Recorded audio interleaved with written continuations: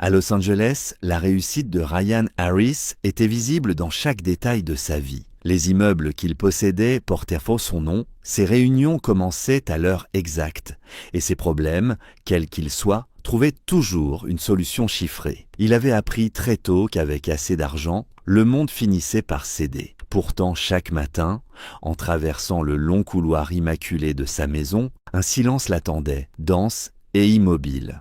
Sa fille, Emma, ne parlait pas. Elle n'avait jamais parlé. Pas un mot, pas un murmure, pas même ces sons maladroits que les enfants laissent échapper avant les phrases. Les meilleurs spécialistes avaient défilé. Les cliniques privées avaient multiplié les examens. Les diagnostics se contredisaient sans jamais offrir de réponse. Ryan signait les chèques, écoutait les conclusions, hochait la tête, puis repartait avec la même question qui le rongeait. Pourquoi l'argent échouait-il ici? Ce jour-là encore, le verdict fut vague, enveloppé de termes prudents et de promesses floues. En quittant le cabinet médical, Ryan sentit pour la première fois une fatigue qui ne venait ni du travail, ni de l'âge, mais de l'impuissance. Dans la voiture, Emma regardait le monde défiler sans expression apparente, mais son regard semblait absorbé, comme si elle observait quelque chose que les adultes ne voyaient pas. La chaleur de l'après-midi écrasait la ville, les klaxons se mêlaient à l'air brûlant et Ryan conduisait mécaniquement, perdu dans ses pensées. Il se demandait quand il avait commencé à confondre protection et contrôle, réussite et présence. À chaque feu rouge, il jetait un coup d'œil à sa fille, cherchant un signe, n'importe lequel. Il ignorait encore que ce trajet banal, coincé dans la circulation d'une grande ville indifférente, allait fissurer la certitude sur laquelle il avait bâti toute sa vie. Sans le savoir, il s'approchait d'un moment où ni son nom, ni son pouvoir, ni sa fortune ne compteraient, et où une simple rencontre allait mettre en lumière ce que le silence d'Emma cachait depuis des années. Le feu passa au rouge à une intersection animée du centre-ville. Ryan leva à peine les yeux, habitué à ces pauses imposées par la circulation, quand un mouvement sur le trottoir attira son attention.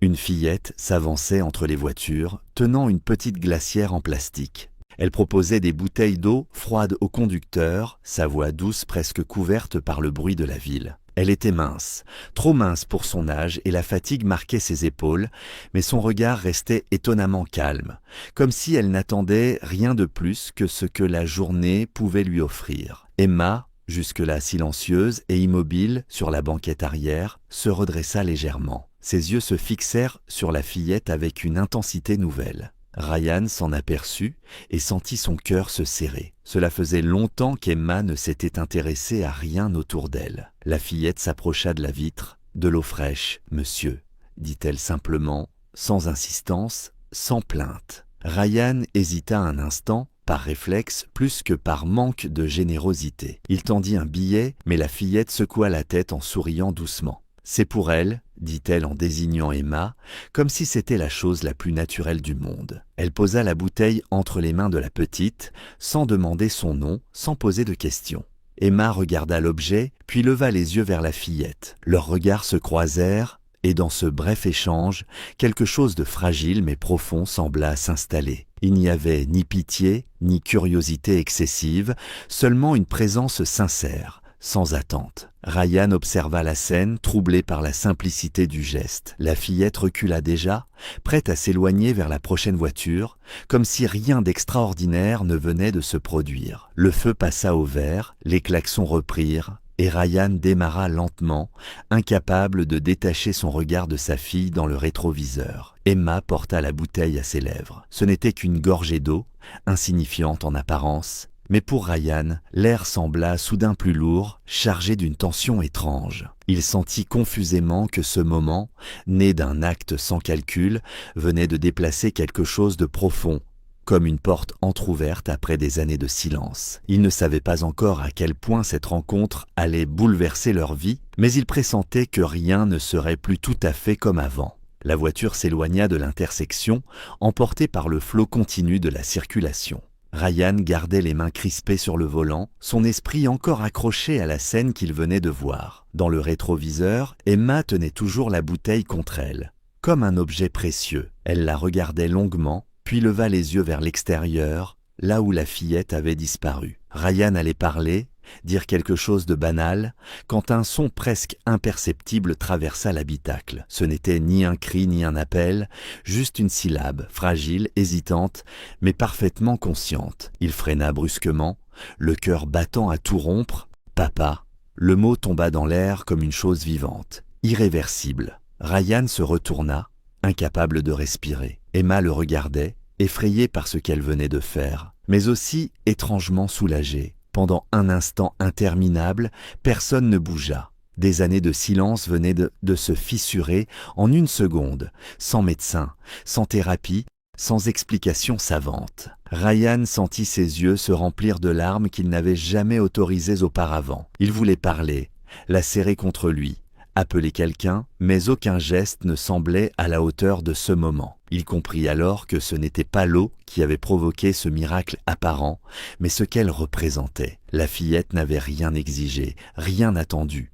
Elle avait simplement offert quelque chose, sans regard sur le passé d'Emma, sans peur de mal faire. Cette absence de pression avait créé un espace sûr, un instant où Emma n'avait pas eu besoin de se protéger. Les jours suivants, Ryan chercha à revoir la fillette. Il la trouva à la même intersection, accompagnée cette fois de sa mère. Emma, désormais, prononçait quelques mots, rarement, mais avec une clarté nouvelle. Chaque visite semblait affaiblir un peu plus le mur invisible qui l'avait enfermé si longtemps. Ryan observait ses progrès avec un mélange de joie et de confusion. Pourquoi la présence d'une enfant inconnue avait-elle réussi là où tout le reste avait échoué? Cette question le hantait, car au fond de lui, une réponse commençait à prendre forme, inquiétante et douloureuse. Peut-être que le silence d'Emma n'était pas un mystère médical, mais la trace d'une peur ancienne, enfouie trop profondément pour être nommée. Et si c'était le cas, alors parler n'était que le début d'un chemin bien plus long. La question ne laissait plus Ryan en paix. À mesure qu'Emma retrouvait quelques mots, son regard changeait aussi. Elle parlait, mais son corps restait tendu, comme si chaque phrase pouvait encore déclencher un danger invisible. Une nuit, Ryan l'entendit se réveiller en sursaut, le souffle court, murmurant des excuses à quelqu'un qui n'était pas là. Ce fut ce moment qui brisa ses dernières illusions. Il comprit que le silence de sa fille n'était pas né du vide, mais d'une peur patiemment construite. Il demanda alors une réévaluation complète, non plus médicale, mais psychologique. Les entretiens furent longs, délicats et souvent insoutenables à entendre. Peu à peu, la vérité se dessina. L'homme à qui Ryan avait confié la protection quotidienne d'Emma, celui qu'il croyait irréprochable, avait utilisé son autorité pour contrôler, intimider, imposer le silence. Pas de coups visibles, pas de cris qui alertent, seulement des menaces murmurées, des regards qui glaçaient, des règles absurdes présentées comme nécessaires. Emma avait appris qu'un mot pouvait entraîner une punition, qu'exister faisait du bruit et que le silence était la seule façon de rester en sécurité. Quand Ryan réalisa cela, une honte écrasante s'abattit sur lui. Il avait cru protéger sa fille en s'entourant de professionnels, en déléguant, en payant pour la sécurité. En réalité, son absence avait laissé la place à la peur. Les autorités furent saisies, l'homme écarté, puis arrêté. Le danger disparut, mais les traces restèrent. Emma parlait davantage, mais chaque progrès était fragile, gagné au prix d'efforts immenses. Ryan dut accepter une vérité difficile. Il ne suffisait pas d'éliminer la menace pour réparer ce qui avait été brisé. La guérison ne viendrait pas d'une décision rapide ni d'un chèque signé, mais d'un engagement quotidien, patient, souvent silencieux. Il observa alors Emma avec Lily, cet enfant qui n'avait jamais exigé qu'elle parle. À ses côtés, Emma semblait respirer plus librement. Ryan comprit que la confiance, une fois détruite, ne se rachète pas. Elle se reconstruit lentement, dans des gestes simples, répétés, où l'on choisit enfin d'être présent plutôt que puissant. Avec le temps, la maison de Ryan cessa d'être un lieu figé, dans le silence et le contrôle. Les rires n'y éclataient pas encore, librement, mais quelque chose de plus fragile et plus vrai y prenait place. Lily et sa mère, Mary, commencèrent par venir timidement. D'abord pour de courts moments, comme si elle craignait de déranger. Ryan insista sans jamais forcer, apprenant peu à peu à inviter sans acheter, à offrir sans attendre de retour. Emma, elle, semblait reconnaître instinctivement cette différence. Avec Lily, elle parlait doucement, parfois maladroitement, mais sans cette peur qui crispait encore ses épaules ailleurs. Elle jouait sans règles compliquées, sans objectifs cachés, juste présentes l'une à l'autre. Ryan observait ces scènes avec une émotion nouvelle, mêlée de gratitude et de regret. Il comprenait maintenant que ce qu'Emma avait perdu n'était pas seulement sa voix, mais la certitude d'être en sécurité sans condition. Mary, de son côté, n'accepta jamais l'aide comme une dette. Elle travaillait, refusait les excès et enseigna à Ryan, sans discours, que la dignité ne se négocie pas. Peu à peu, une autre forme de famille se dessina, sans lien de sang, mais nourrie par la confiance et le respect. Emma progressait lentement, parfois reculait, mais elle avançait entourée. Ryan changea aussi. Il réorganisa son temps, ses priorités, choisissant d'être la même quand il ne savait pas quoi faire. Il apprit que certaines blessures ne demandent pas de solution brillante, seulement une présence constante. Un jour, assis tous ensemble dans le jardin, Emma parla sans hésitation, racontant un détail insignifiant de sa journée. Ryan sentit alors une paix qu'aucune réussite passée ne lui avait offerte. Il comprit que tout avait commencé par un geste simple, presque invisible, sur un trottoir brûlant de Los Angeles. Une bouteille d'eau donnée sans calcul avait ouvert un chemin que ni l'argent ni le pouvoir n'avaient su tracer. Parfois, il suffit d'un acte sincère pour rendre la voie à quelqu'un et redéfinir ce que signifie vraiment prendre soin des autres. Si cette histoire a touché votre cœur, si vous croyez qu'un seul acte de bonté peut changer une vie,